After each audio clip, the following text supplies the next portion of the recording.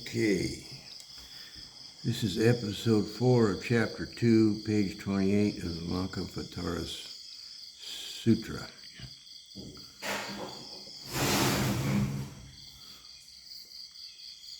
Okay, we'll do this 161 as a repeat.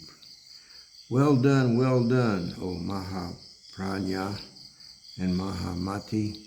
Listen well, and I will tell you in order regarding your questions. Birth, no birth, nirvana, emptiness, transmigration, having no self-nature, Buddhas, sons of the Paramitas, 63. The Sravankas, Bodhisattvas, the philosophers, those who are capable of formless deeds, the Meru, oceans, mountains, islands, land, and earth, 64. The stars, the sun, the moon, the philosophers, the asura, 30.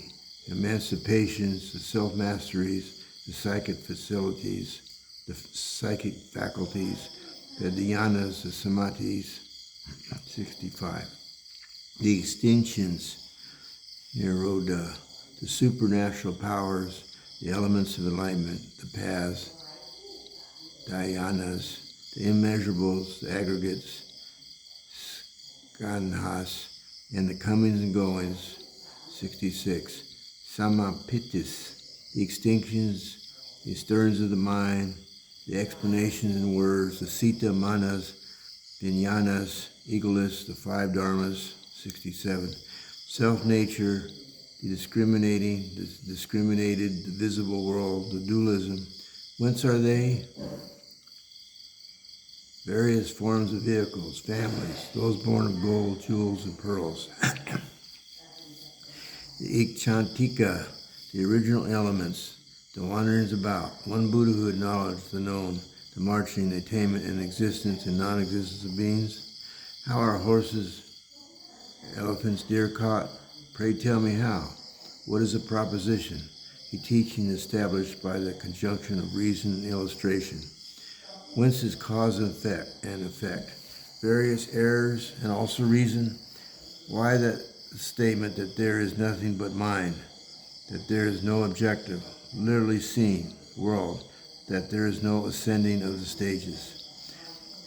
Whence is a state of inwardness and revulsion, which is 100-fold.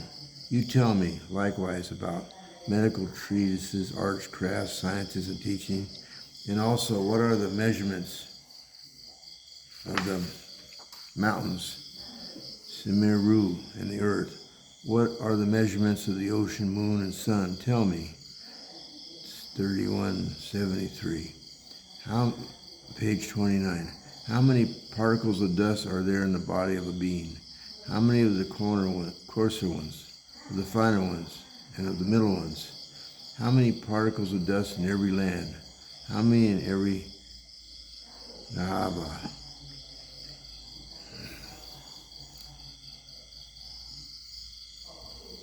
In measuring distance, how much is a hasta, a yanu, a karusa, a yahana, a half yahana? How many of rabbit hairs, of window dust, louse eggs, and rat hairs of barley? How many grains of barley in a prashta? How many grains of barley in a half prashta?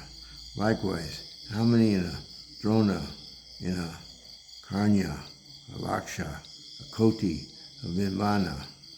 How many atoms are there in a mustard seed? How many mustard seeds are there in a rakshika? How many in a bean, or a dharana, or a mashaka? How many dharmas are there in a karsha? How many karshas in a pala? And how many palas are there in a Mount Sumeru, which is a human accumulation of masses? You ask me thus, O son. Why do you ask me otherwise? How many atoms are there in the body of a Pratya Buddha, of the Shravaka, of a Buddha, of a Bodhisattva? Why do you not ask me in this wise? How many atoms are there at the top of a flame? How many atoms are there in the wind? How many in each sense organ? How many in a pore of the skin, in the eyebrows? Whence are these men of immense wealth, kings and great sovereigns, How is the kingdom taken care of by them? And how about their emancipation? Tell whence is prose and meter. Why is sexual desire universally cherished? Whence is the variety of foods and drinks? Whence the man-woman forest? Wherefore are the mountains of Varashamhana? Tell me whence. Wherefore are they like a vision, a dream, and a fata morgana? Whence is the rising of clouds, and whence do the seasons rise? Whence is the nature of taste? Whence is a woman and a man and a hermaphrodite? 84 on page 30 of the Lankavatara Sutra, chapter 2. Whence are the adornments and the bodhisattvas? Ask me, O my son, whence are the divine mountains embellished by the rishis and Gandharvas? 85. Whence are the way of emancipation? Who is in bondage? And by whom is he delivered? What is the state of one who practices tranquilization? What is transformation? And who are those philosophers? 86. What is meant by non-existence, existence, and no effect? Whence arises the visible world? How can one be cleansed of false inhalation? Whence does false inhalation arise? Whence arises action, and whence its departure? Tell me, how does the extinction of thought take place, and what is meant by samadhi? Who is the one that breaks through the triple world? What is the position? What is the body? Wherefore, the doctrine of beings have no ego soul. What is meant by a teaching in accordance with the world? Do you ask me about the marks? Do you ask me about egolessness? Do you ask me about the womb, about the Nyaya philosophers, O son of the victor? How about the internalism and nihilism? How is the mind tranquilized? How about speech, knowledge, morality, family, O son of the victor? 91. What is meant by reasoning and illustrated by master and discipline? Why manifoldness of beings, food and drink, sky, intelligent, evil ones, in the statement that there is nothing but the thoughts constructed? 92. What do you ask me concerning trees and vines, O son of the victor? What about diversity of lands and about long penance and rishi? 93. What is your family? Who is your master? You tell me, O son of the victor, who are the people who are despised? How is it that in the yoga you do not attain enlightenment in the world of desire, but that in the akanishta there is realization? What do you ask me about reasoning? 34 of 94. What about the psychic faculties belonging to this world and about the nature of bhikshu? 95. Do you ask me about the Buddhas of transformation, Buddhas of maturity or recompense, about Buddhas of the knowledge of suchness, and whence is the bodhisattva? 96. You ask me, O son of the victor, about the lands that are devoid of light, resembling a lute, a drum, and a flower, about the mind abiding in the 7 stages. You ask me such and many other questions, which are in accordance with the marks of truth and free from erroneous views. Okay, Roman numeral 3, page 31, chapter 2, the Lankavatara Sutra. 98. I will instruct you as regards realization and its teaching. Listen to me intently. I will give you an explanation of the statements, O son. Listen to me in regards to the 108 statements as recounted by the Buddhas. At that moment, Mahamati, the Bodhisattva Mahasattva, said to the blessing, what is meant by the 108 statements? Okay, now we go down to a footnote. Footnote 1. This verse is probably to be separated from the foregoing ones. It forms a sort of introduction to what follows. The 108 questions, prashna, so-called, are not to be necessarily identified with 108 statements, pada, which are uniformly negated in the paragraph that comes after. Some subjects are common to the questions, negations, but others are not. I do not think there is any organic relationship between the two sections.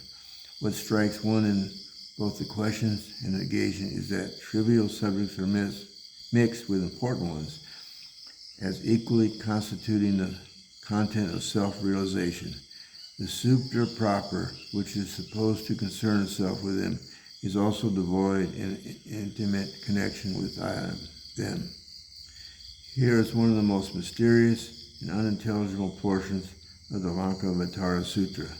The Sanskrit word for statement is pada, which literally means footstep, a footing, a position, a subject, an abode, a matter of talk, a portion of a line or a stanza, etc. Okay, we're on page 2, and I'm reading the footnotes. Then I'll go back to the main text. For the Sanskrit Prada, the translators have, I don't understand what that is, but as they stand, these translations do not give any sense of the general context. Its Chinese symbol is perhaps the best in retaining the original sense, but is also to be understood in the sense of a proposition, a statement, and each sentence containing the word in the following negations means each subject referring to is not properly conceived because, for instance, the concept of birth is not in accordance with the true understanding of reality. Birth stands against death. They are relative notions and do not apply to a world where things are perceived in their absolute aspect. Therefore, any statement that might be made concerning birth are not at all true. Birth is no birth, death is no death, and so on. Even as such notions are truth, realization, self-nature, mind, paramitas, the same can be said to make a statement about anything is to falsify it. Hence, the series of negations are as illustrated here. But the mysterious fact about them is the reference to so many trite subjects which are evidently in no direct connection with the teaching of the Mahayana. This must be something historical about these references, of which the translator is at present quite ignorant. Another mystery here concerns the number of padas, why 108 and not more or less.